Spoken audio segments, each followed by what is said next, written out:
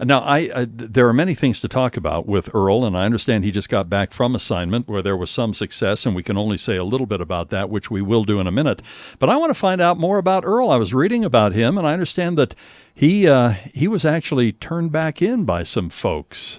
Yeah, so he came from the Central Indiana Lab Rescue and Adoption. I believe that's their title. He had been taken to the pound twice and fostered one other time. So, so 3 families couldn't handle him. Yeah, maybe it was that overly sensitive nose. Well, this high drive is something that's very desirable in a detection type dog. So something that might drive a family nuts is what you're looking for. Yeah, and on the opposite end, when we're not working, there's some challenges. So, but like right now, he's laying on the floor and he's just kind of chilling out, and he looks nice. We're getting some images of Earl, too, that we'll put up on our Doug Wright Show Facebook page, and we'll also have it at kslnewsradio.com where people can watch what's going on in studio. We're going to take a break here for the news. When we come back, let's talk a little bit about the training that goes into Earl and dogs like Earl, and there are very few of them. And then maybe we could talk about what they search out, how they search things out, and I'd like to talk more about the training that goes in for the handler too. So absolutely, all of that is coming up, and of course, Earl serves primarily up in Weber County. That's his home, right? Yes. And which law enforcement agency is he with? The sheriff's department in Weber County? Yeah. Okay. Yep. All right. So he's technically what, a deputy sheriff? Yes. Kind of. Yeah. Okay. It's 11:30 here at KSL News Radio. More with, I know we affectionately know him as Earl the Porn Dog. You have a choice when you call a company to work in your home. There are a lot of Johnny-come-latelys doing a lot of advertising. Statistically, only 5% make it 10 years. It's hard to stand behind your work if you're not in business. Just saying. Pick a local company like Whipple Service Champions with a proven track record of over 68 years. It's hard to find good help, so many fill trucks with some Dan in a van. Not qualified, not background checked, not drug-tested individuals who could be dangerous and shouldn't work in your home. Sorry if your name is Dan, it's just an expression. At Whipple, we have service champions, not just some Chuck in a truck. Sorry, Chuck. Each are carefully screened, have demonstrated proficiency, and follow strict dress and grooming standards. That makes us the smell good plumbers. Experience the Whipple Service Champion difference. Do you know the number? Call 801-444-FAST. 801-444-FAST. Whipple they come, plumbing troubles all gone. For emergencies, when you call today, we come today. 11:31 here at KSL News Radio, and Mark Jackson stands by in the KSL 24-hour news center with our lead story. Well, Doug, most of today's battle against southern Utah's Saddle Fire is up steep terrain as crews build fire lines to make sure it stays away from the 185 evacuated homes. Fire Information Officer Mike Ferris says they're using masticators or bulldozers with backhoes. With a blade that spins, and it's going to do is go up the line here, the fuel break around the community, and begin to brush this out and remove some of that taller grass and other brush that's growing in. Ferris commends Pine Valley for setting up a fire line around town 10 years ago. Aircraft are dropping water as long as drones don't fly and cause them to crash. The Saddle Fire has burned 691 acres, but no buildings. A 21-year-old hiker who went missing early this week is found. Her body located by Unified Rescue Crews at the bottom of a 100-foot cliff near Alta Ski Resort. KSL's top national story this hour from ABC News. Former U.S. House Speaker Dennis Hastert has arrived at a Minnesota prison to serve his 15-month sentence in a hush-money case involving revelations that he sexually abused at least 4 boys when he coached wrestling at an Illinois high school.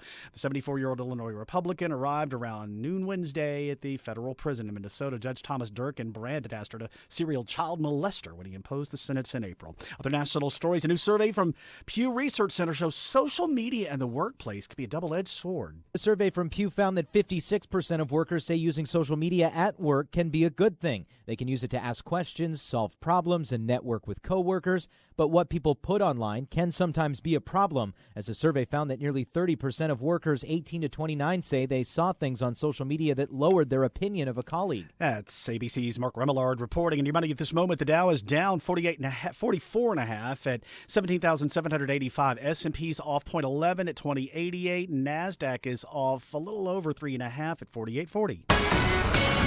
Coming up on KSL News Radio, a couple of days of grueling heat headed towards the weekend. We'll check your forecast coming up next. KSL News time. It's 11:32. I want to talk about my friends at Burt Brothers. The people at Burt Brothers, boy, do they know what they're doing when it comes to your automobile, whatever that automobile might be. And we've even taken in things that aren't technically automobiles. We have taken in a boat trailer in order to have the tires taken care of and some alignment done. It's amazing what they can do for you and have been doing much better now for the last 25 years. Burt Brothers does it better. And part of the 25th anniversary, they have great rebates. Firestone and Goodyear tires. With the purchase of 4 select Firestone tires, get a $60 Visa prepaid card or a $90 rebate when you use your Burt Brothers card. That's up to a $90 rebate. Now, if you prefer Goodyear tires, then get a $70 rebate and use your Burt Brothers card. That is doubled to $140. Take advantage of the fantastic rebates and experience the Burt Brothers difference doing it better. It truly is more than just a tagline that sounds good. It's their way of life. You'll experience firsthand the Burt Brothers difference when you head on into any one of their 9 locations, including the brand new location, 1618 West on 90th South, in the same parking lot as Home Depot. Easy to find. Go to BurtBrothers.com and find the location that is nearest to you. Hi, it's Brian and Amanda, and we want to tell you about KSL News Radio's new app powered by the Utah Honda dealers. It's the news you want when you want it, all in one place. To get it, text the word app to 57500 or search for it in the Apple and Android app stores. Listen or watch KSL anytime you want. Get the top news when you want it. Get the latest traffic updates immediately. And listen to any KSL show live or on demand. Get it now. Text the word app to 57500. You're going to love it.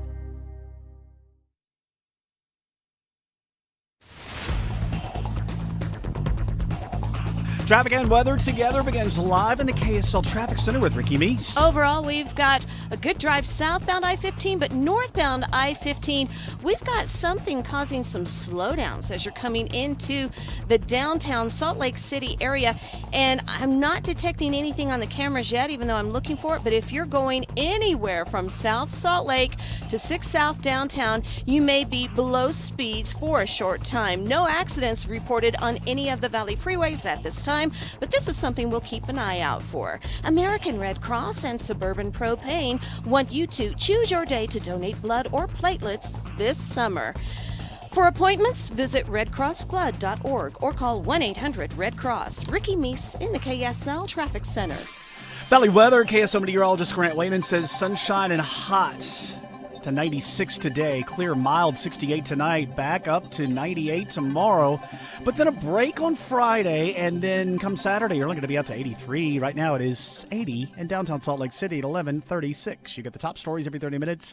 Breaking news the second it happens. I'm Mark Jackson, KSL News Radio, 102.7 FM at 1160 AM, Utah's news, traffic, and weather station. Mark, you ought to come in and say hi to Earl. I plan on it. Porn dog. Oh, there he is. Oh, there he goes. Is he trying to come up on the counter again? Oh, he's grabbed the water bottle.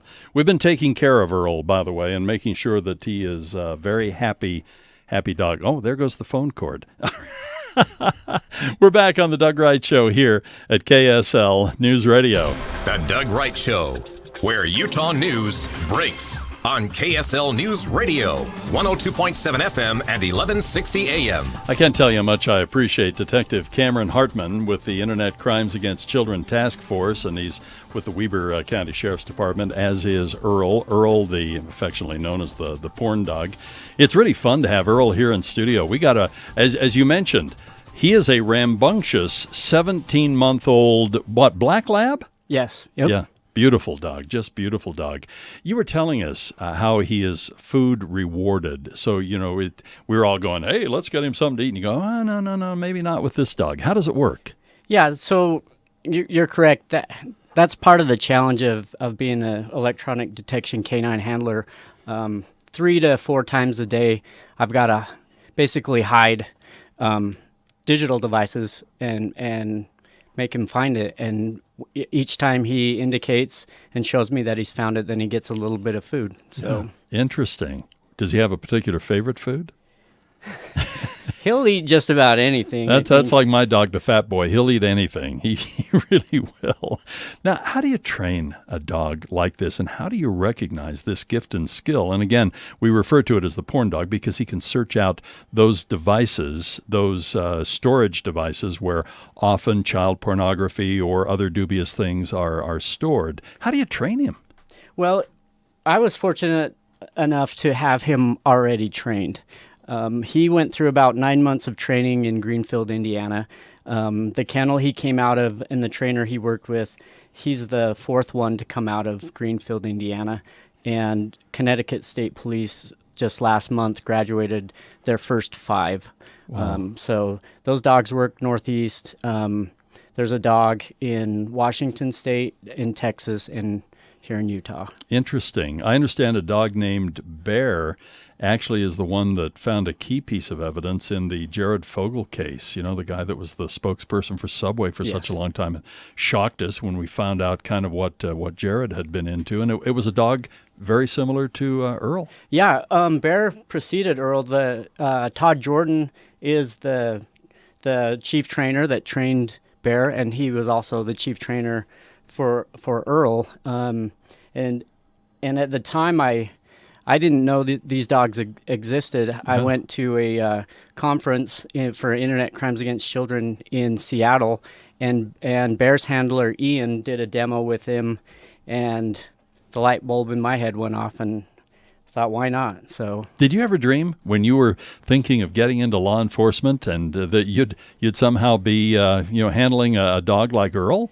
No, no, wasn't on the radar, huh? no, that or the internet crimes. It's not something that I ever thought I would do or aspired to do, but it's the most rewarding part of law enforcement I've ever participated in. Everybody I've ever talked to, whether it's in the Attorney General's office, law enforcement, traditional law enforcement, like you, and they talk about this. They do talk about how rewarding, but they talk about how, I don't know how else to put it, but just kind of slimy things can be too. I mean, you're down there with some pretty sketchy stuff. Yeah, certainly. I've seen some things that I can't unsee, and prior to my transfer into this division, I was made aware of that, and I accepted that. But just when you think you've seen it all, you'll come across something that you've never seen, and it's all disturbing, and it's all wrong. I remember I was talking to somebody who was an investigator with the Attorney General's office, and he'd been in law enforcement a long time, and he was just kind of that crusty old cop that you see in the movies, you know. And I remember I asked him to describe some of the things that he had seen. He actually got tears in his eyes. And said something very similar to what you said, things that just when you think you've seen it all, you see something that just absolutely boggles your mind, and you can't unsee it. How do you decompress? How do you at least try to shrug or shake some of this off? Excuse me. No, that's okay. I thought I couldn't. Earl will answer. It's a good question. Fortunately, I mean, for me, I do a lot of things. I play hockey. I play guitar. When I'm off, when I sign off, I basically turn that off. I don't think about work. I think about a lot of other things, and so. However, being a detective, you manage a caseload. It can be overwhelming at times, and then again, the content that we're exposed to is the worst of the worst. So. Some of the stuff I take home with me, and I'm reading some of them right now, nasty emails and nasty texts telling me what an idiot I am and things of that nature. But I can't imagine taking home some of the stuff that could go home with you in your head that you and Earl deal with all the time. You were mentioning a case that Earl just worked on, and we can't give specific details, but what generally happened? So it was a federal search warrant, and so the way that Earl works and the way that I run him is once we search and secure, then search the house with the task force agents, then Earl goes in and make sure we didn't miss anything. And in this case, we did miss something, and he indicated and then it went to the lab, our mobile lab, and it ended up being a key piece of evidence. So, can we not give something away here? I mean, how did he find it? Where did he find it? How secreted was it? I probably can't talk too much into that. Maybe you could just give us an example of where has he found some of this stuff that you have hidden from him? So I try to be creative. I was taught to not feed him at the same time, not do the exercises or training at the same time of day, to really change it up, change up the locations. I try to test him. I'll pull baseboard away and I'll hide something behind it. I'll get under some carpet, whatever I can do to challenge him and to kind of test his limits. So he has a phenomenal nose. He really does. Yeah, you don't normally when people are thinking, well, I'm going to stash something for Christmas time, you put it up in the top of a closet, or you want to hide a $20 bill for a rainy day, you put it in a book or something. Boy, I'd never thought of ripping off baseboard and all kinds of stuff.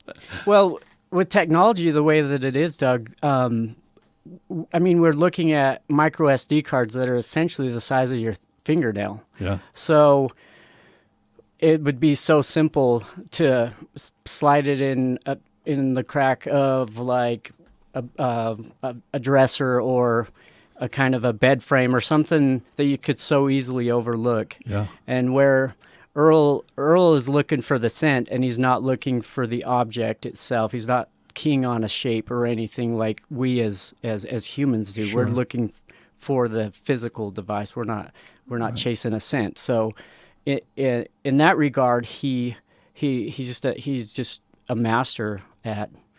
His nose just goes. Incredible. And so, I'm just along for the ride, to be honest with you. Does he ever just absolutely blow you away?